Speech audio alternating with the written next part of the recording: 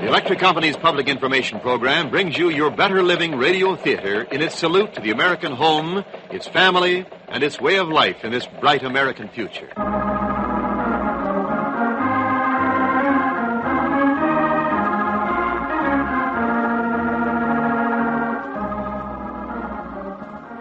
The tubes in your radio, the power behind this station which brings you this program, the nightlight at your child's bedside, the giant motors that drive the machines to mold our steel and power your production lines, the current that pops your family toaster, foods, aircraft, railroads, automobiles, and ships. Electricity always at hand, day or night, with its economy for lower cost to you, with rising efficiency through its own research, with its growth to match the nation's needs at all times. Electricity is at work to bring you better living. This is your narrator, Wendell Niles. Now we bring you a story entitled Milk for Millions, a dramatic story of one of the great pioneers of America's dairy industry. This is the fourth in a series of broadcasts at this time to show you how Americans in a free nation have worked to bring you better living today. In fact, the highest standard of living in the world. Later you will hear from today's guest, Mr. Theodore G. Montague, President of the Borden Company. And now your Better Living Radio Theater presents today's story, Milk for Millions. Washington, D.C., August 19, 1856.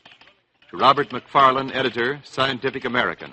Quote, "Our long battle is at an end. U.S. Patent Office today awarded me American patent on my process for condensing milk. My gratitude to you and Dr. John Curie for your tireless aid in helping me prove condensing in vacuo is unequaled and that evaporating milk must not be allowed to contact air." Unquote. Sign, Gail Borden.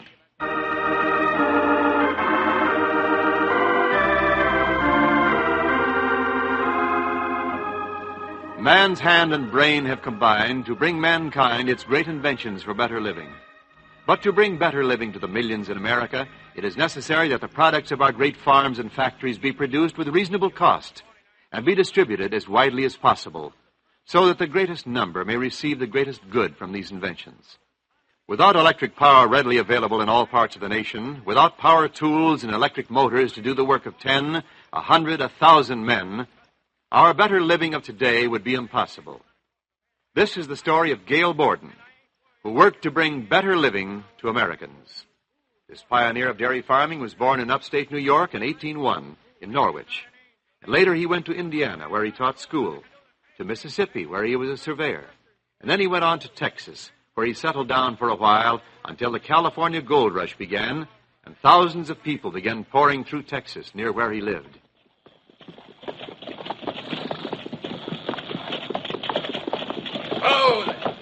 Oh, blast it! I say there, be your name Borden? That's my name, sir. Now, my name's Jared Potter. I'm a friend of Lieutenant Slocum's. Oh? Well, I'm glad to know you. Well, in fact, I used to be an Army contractor. That's how I knew the lieutenant. Well, he's been telling me some interesting stories about you. Has he? Well, you can see we've got a baby there in Nellie's arms. Not more than 3 months, I'd say. Oh, just about. And there's a couple of other young'uns back in the Conestoga wagon there. We're heading west, all of us. It'd be better if you stayed here. Lieutenant Slocum told us you'd say that. I mean it. How long do you think that baby will live on the trail? Oh, Nellie's healthy. She's nursed all the others. Strapping children they are, too. She hasn't nursed them on the trail west. How long will she live herself? What do you mean? Nellie? I left young Jim holding the reins. Tell me, sir, don't you think I'm strong enough to stand the trail? You look strong enough now, Mrs. Potter, but 4 weeks from now. Look, day after day, I watch families like yours set forth on the trail to the goldfields of California. I've never been there myself, but I'm a surveyor. I've seen a lot of the country you'll pass through. I've seen the red sands and the sawtooth peaks of the desert. I've seen the bones of gold rushes along the way. There's plenty of game farther west. Not in the desert. I can believe any story, no matter how horrible, about starvation on the trail. To hear you talk, no one's ever reached California. Very few men, compared to those who started out. I suppose this is why Lieutenant Slocum sent you to me. He says I'm the pioneer's prophet of doom. Lieutenant Slocum sent us for something else.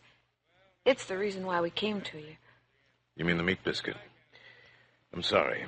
When I last saw Lieutenant Slocum, I thought I was on the right track. I'd worked a month, night after night, chopping steer beef and grinding cornmeal into a wet mash and then drying it and eating some of each new batch. I thought I was about to find what I wanted, but it molded. It still turns moldy. Until I can find something that doesn't mold, a mixture that'll last for months on the trail, I don't dare give any of my mashes to anyone.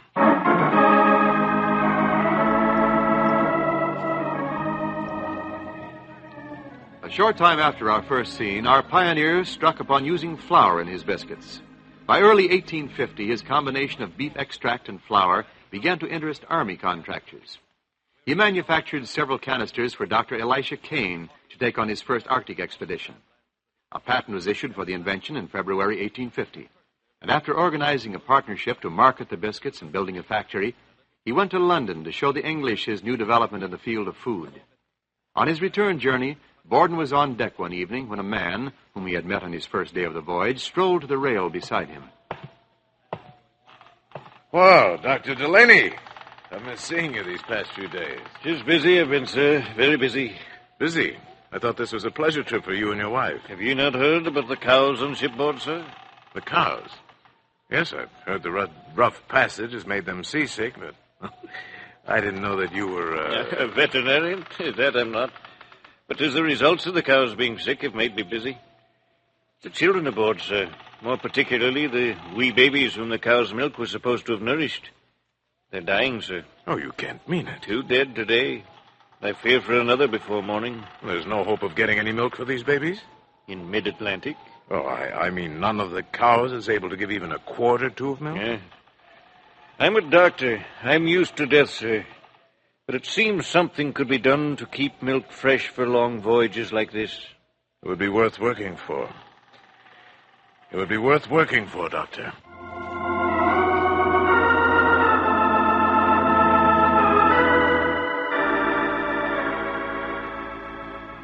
On his return to this country, our pioneer's thoughts were for a short while diverted by the sudden, surprising bankruptcy of his meat and flour biscuit factory and business. In despair, he sought shelter in New Lebanon, New York, with friends in the Shaker colony there. It was a stroke of good fortune for the dairy industry and mankind together. For a while there, he noticed that the Shaker women, in preparing fruit for canning, were using a device like a huge kettle drum that caught his fancy. Good morning, sister. 'Tis a pleasant day. Aye, sir.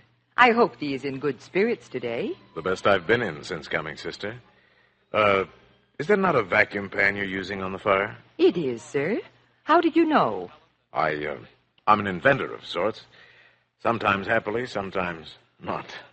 Someday I pray thee will invent something which will bring thee good fortune. You know, I am seriously considering working on a brand new idea here. On a new way to preserve fruit?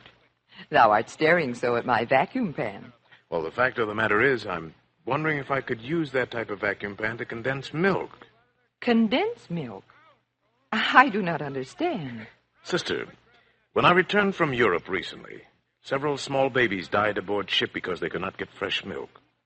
I would very much like to discover a way to keep milk fresh for everyone on long voyages, for all those in the cities who can't obtain fresh milk day by day. It would be a great blessing, sir.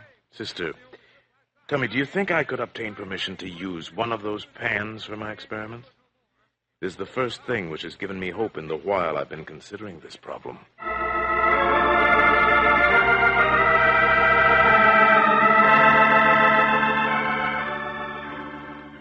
He received the permission he requested, and within a few months, this vacuum pan, which permitted liquids to boil at low temperature, gave him high hopes in the experiments for condensing milk. He ordered a specially designed pan for himself, and soon he was able to apply to the United States Patent Office for a patent on his method. This was in 1853.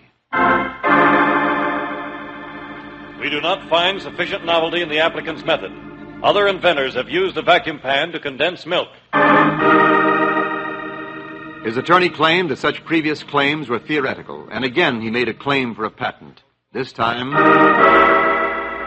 The applicant has failed to prove that condensing milk in vacuo contributes anything to previous modes of condensation. Undiscouraged, the inventor continued his work, and a third time his application was rejected. But this time... By Jove, you've had a hard time, Borden. But you say there is some hope this time? Yes, Mr. McFarland. That's why I've sent for you. I need your help. Well, sir, anything that I can do, anything my magazine, the Scientific American, can do, we'll do. You know, I'm a booster of your condensed milk. I've used it myself. I think the patent commissioners have given me an opening. Oh? At the end of their last rejection, they added about me. If he can prove that milk taken fresh from the cow and evaporated in the open air would not answer substantially the same purpose as when evaporated in vacuo, I would certainly grant him the patent he is asking. Phew, that's a steep order he's given us. You realize what he's asking? I do. We must study every known method of condensing milk and use those methods. We must prove that my method is different and better. Well, we're going to get writer's cramp just recording our results. Friend McFarland, it cheers me greatly to hear you say, we. Fortunately, you and I are not alone, sir. Dr. John Curie is going to help us. Curie? Well, a splendid man. One of New York's best chemists. Well, when do we begin? At once?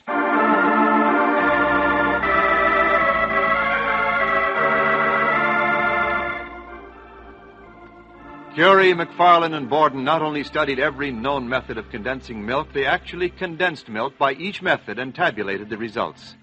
They drew charts, they prepared affidavits. And as they progressed, the data shaped up toward one point, that condensing milk in vacuo was unequaled. In condensing milk, it must not be allowed to contact air. And this time, when he faced the Patent Commission, he was soon able to send the telegram with which we began his story today. It was a great day for the dairy industry of the world, a great day for humanity. Now the baby, the weary traveler, could have his safe milk no matter where he was, no matter how far removed from farm and herd. It was a heartwarming gift to the millions who would travel westward, settling this nation.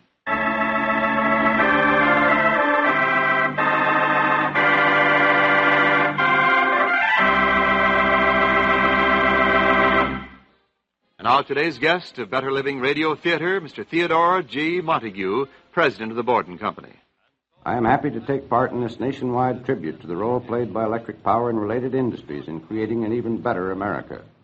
We in the dairy industry fully appreciate the value of electricity. We know that without this great source of power, we could not assure foods of present high quality or produce them at their present low cost. Electricity, along with other modern tools, has, of course, revolutionized the lives of dairymen. But these modern miracles have done more than this. They have helped the whole dairy industry achieve its goals. They have also aided the research and enterprise through which we hope to improve even further the quality of our foods and service to our customers. Electric power and good, wholesome dairy products serving millions of Americans can be counted upon to continue improving our standards of living. Thank you. Thank you, Mr. Montague, for joining us in this salute to better living. You have been listening to Mr. Theodore G. Montague, president of the Borden Company.